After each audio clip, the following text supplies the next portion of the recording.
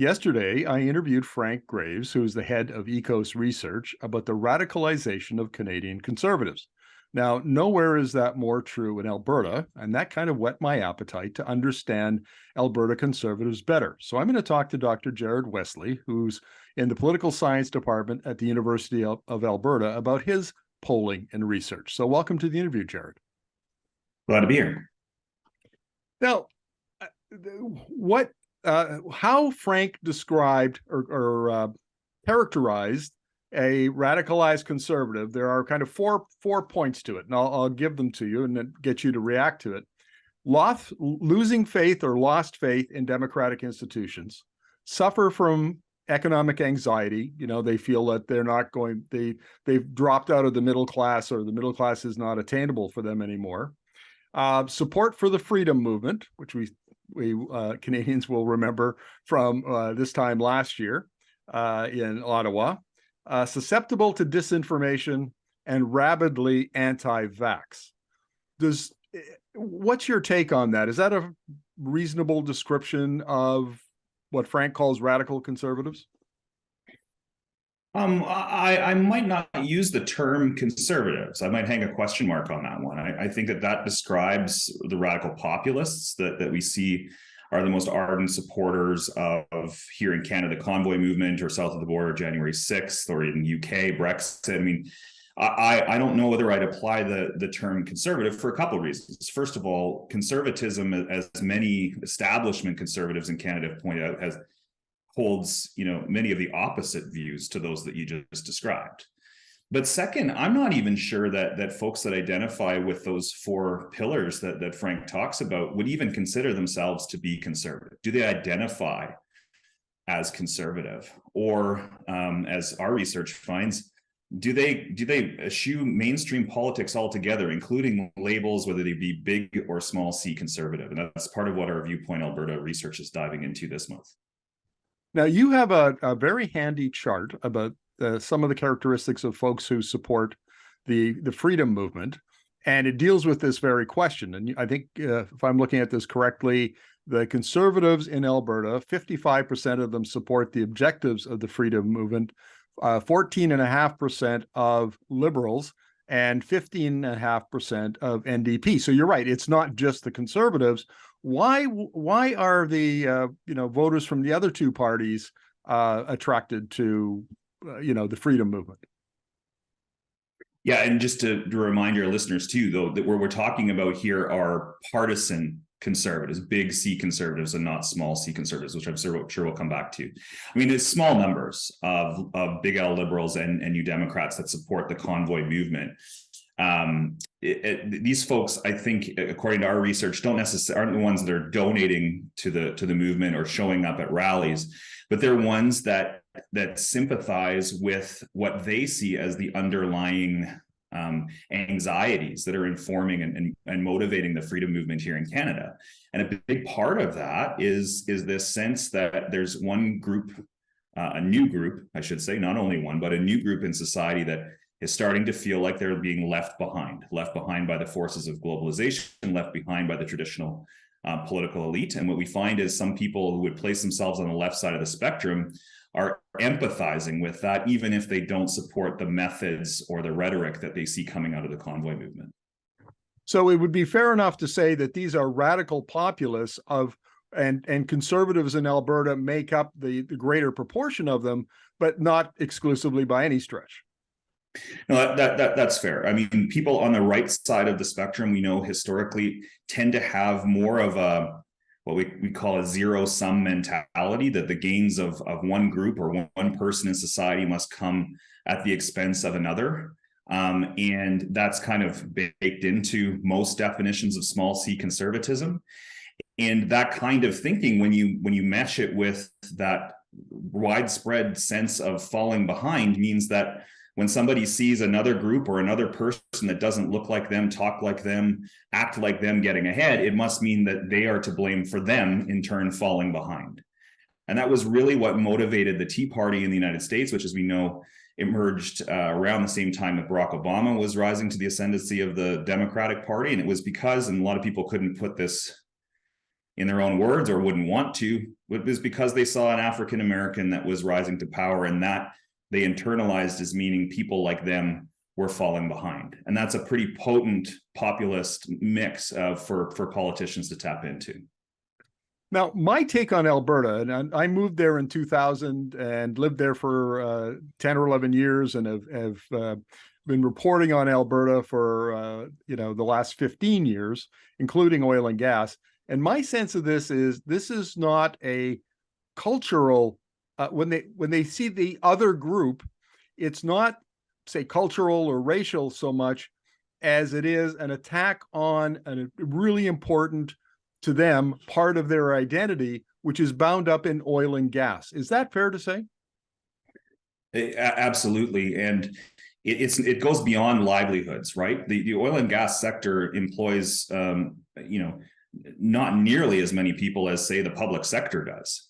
But those livelihoods are tied to a broader way of life that's captured not just in the oil sands and in the oil industry, but more broadly in blue collar work, right? So in our research, we ask everyday average Albertans to draw us an Albertan, and the things that they draw are cowboys, farmers, and people that work on the rigs, older, typically white, almost exclusively white, men who work in those blue collar professions. So the oil and gas has even though the industry itself does obviously has a big economic footprint that extends beyond people that work in the industry. Let's not ignore that. But it's become part of the cultural mentality here, that an attack on oil and gas is an attack on all of us. And that's something that we're seeing conservative politicians, both federally and provincially, tapping into now. I interviewed Janet Brown, who's a pollster, Janet Brown from Calgary, a couple of years ago. And I remember the headline very well because it was nice and short. And it was, "Albertans are oil and gas." And her research showed that the oil and gas culture has become part of the Alberta identity. I mean, people just, it's part of who they are. And when they perceive that oil and gas is under attack, they perceive themselves to be under attack. I guess that's consistent with your last answer.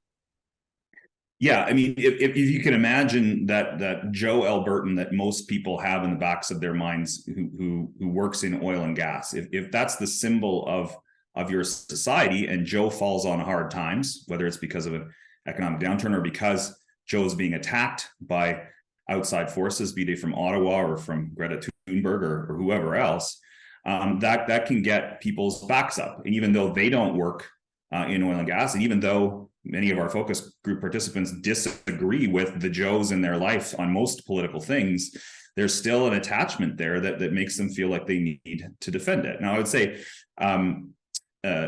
Janet's research and my research a couple of years ago is vastly becoming out of date. A lot of what we've seen when we went around this past summer is people starting to question the centrality of oil and gas as part of Alberta's identity. And I think with the gains made by the global environmental movement, they're starting to question whether the oil and gas is something to be proud of, right? And that's some of the language that we're using in our latest Viewpoint Alberta survey to tease out whether, is Joe Albertan somebody who is worthy of our lionification, right? Of being the symbol of what it means to be Albertan, or is there a broader definition of what it means to be Albertan that is more inclusive? Let's talk about some of your other data that describes who this Joe Albertan is. It looks like the support, and this again is your data comes from support for the freedom movement objectives, and folks who make under $40,000 are far and away the biggest group, and other income groups are generally in around the 30 to 35%. And this one, I think, is about 46 or 47%.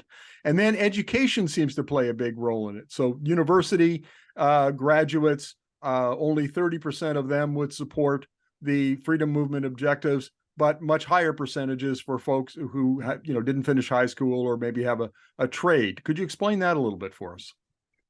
Yeah, I think it's very tempting to look at the Freedom Convoy movement as being motivated by class. The complicating factor here, though, is that ethnicity intersects with class in interesting ways in Alberta. So while many folks that identify themselves as being part of the working class and also strongly identify as being white, those folks are some of the strongest supporters of the Convoy movement. Folks that are not white but do consider themselves to be working class are not supportive, right? So it's only a specific, intersection of class and ethnicity that seems to supercharge the movement. The second piece is, I think it's a bit misleading to think about education in terms of levels. It's more important to look at where people are educated. So the group that stuck out over the past 4 years that we've been doing polling in Alberta is there's not a big difference between people that are have a high school education versus a university education. It's the folks that are educated in the trades, right? That have a very conservative, right-wing approach to politics, and more recently have been joining the populist movement that supports the Convoy. So it's tough to say whether that's because they're learning something in their trade school classes, or whether they're being exposed to a different kind of work culture that is more attuned to the appeals of the populist leaders. Now that leads me to a question about how union members are likely to vote in the upcoming election in May, because from what you just said, a lot of trades are in unions, and they may or may not vote for the NDP.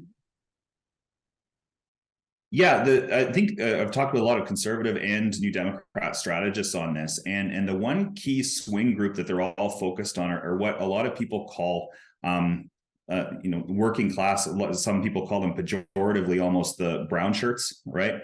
Folks that are a union, but they work in the private sector, not the public sector. So there is a bit of a public versus private sector division there too. But yeah, the New Democrats, and they've been public about this, at least in the meetings that I've seen, they need to do a better job, not just here in Alberta, but across Canada, in re-energizing the labor movement and making the NDP seem like they're a party that cares about workers' rights beyond what we consider to be bread and butter union issues now, but looking at issues of affordability might apply to them, retraining, those kinds of things. And I think that's a key battleground group that we should be attuned to in the next provincial election, or workers, whether they're unionized or not. I'm very curious about the geographic distribution, because and this came from an observation from another pollster who said that the smaller cities in Alberta, and we're thinking maybe Lethbridge, Red Deer, Medicine Hat, that sort of thing, are beginning to look politically a lot more like Calgary and Edmonton than they resemble the rural areas. What's your take on that? Yeah, this is more evidence of Alberta finally coming into the mainstream Western political dynamic that we've seen play out in BC and Saskatchewan and Manitoba for decades, right? We've been here in Alberta for a generation or two. We've seen nothing but conservative victories, and PCs holding seats throughout the province that kind of masked the different cultural and economic dynamics that exist in suburban, semi-urban, small city, and big city communities. So it's not a surprise. I think historians will look back in 20 years and say it's not a surprise to see these smaller cities start to behave like smaller cities in the rest of the prairies, and be more competitive battlegrounds for elections. And the equivalent in Manitoba, for example, is in south side suburban communities just outside of Winnipeg. Those are really the seats that determine which party will form government, which ones won't. And I think we'll be looking to places like Lethbridge, even Medicine Hat this time around, as being competitive in a way we haven't seen in Alberta for a long time. I'm kind of curious about a couple of cohorts within the Alberta voters, and one of them is what we used to call red Tories. So these would have been supporters of the PC party back in the days of Ralph Klein and Ed Stelmach and Alison Redford. And a significant portion of them, in my just anecdotal evidence, just never found a home in the United Conservative Party, and kind of flirted with the Alberta Party for a while, but that didn't really pick up steam. How big might that group be, and might they be influential in the coming election? Well, they're very big, and I would take issue with the terminology of whether they're actually red Tories. I'd lose my political scientist license if I didn't challenge the definition of that term. I think I'd look at it two different ways. I would say that these folks are centrist. Okay, when we ask them to place themselves on a left-right spectrum, they'll place themselves right in the middle. And if you look at the distribution of Alberta voters across that spectrum, it looks like, you know, a normal distribution with a lot of people clustered at the center. I've been polling here for the last 10 years with the same type of question, and the average in Alberta always comes out to 5.2 on a 10-point scale, just barely right of center. So most people fall into that category. But second, I draw on what Ken Bosenkool has I think really astutely noticed, and that there's a difference between being ideologically conservative and placing yourself on a right side of the spectrum and believing in individualism and small government and so on. There's a difference between that, which the median Albertan is not, and being what he calls dispositionally conservative. In other words, having a conservative disposition that, you know, is averse to radical solutions, that looks for incremental gains, that doesn't like to revisit and rehash old debates that have already been settled, that tends to, for example, accept social mores have shifted when it comes to same-sex marriage and abortion, and doesn't want to rehash and reopen those things, right? That's a conservative disposition that I think most Albertans do share. And they're looking for parties that will provide them, above all else, with stability. If there's one thing I've learned from all my polling in Alberta and Canada more broadly, it's this: most Albertans, most Canadians don't want to think about politics. They really don't. They like boring government. And, you know, to the point where during the Klein years, especially in the middle part of the Klein years, people just weren't turning out to vote at all. It wasn't because they were, particularly dissatisfied with the government was running, but they were quite complacent. They liked the way that things were running. They just didn't turn out. And that's what I think a lot of Albertans are looking to, according to our polling, is to get back to stability and boring government. I think they'll look to the party that will provide them with that and probably lend them their support. Well, that leads me to a question about the wisdom then of Premier Danielle Smith's strategy of fairly radical. Dwayne Bratt, the political scientist from Mount Royal University, said that she has been radicalized. He thinks it's through her anti-vax views, but you can look at, Sovereignty Act, her positions on oil and gas, and always picking fights with the Liberal government in Ottawa around oil and gas emissions cap and just transition and so on. And her strategy seems to be the exact opposite of the one that you say most Albertans want. Yeah, but she's been also open about what her ultimate objective is. She's not after the median voter, right? She's after rural votes, and she thinks she can put together 39 seats, which is a pretty good foundation to build a majority in an 87-seat legislature. You only need to pick up 5 more elsewhere. And these types of messages that prey on anger, that tap into those populist undercurrents that Frank talked about in your earlier interview, that'll play exceptionally well, and she'll run up the score in those rural ridings. The thing with our electoral system, of course, is you can run up a score of 80% in some rural ridings, but if you don't pick up the seats you need in urban and small city areas, you still can't get to the majority. Let's just play it out and say that she is able to retain a few in Calgary or in some of the smaller cities, and it has a narrow majority. That's something Alberta has never experienced.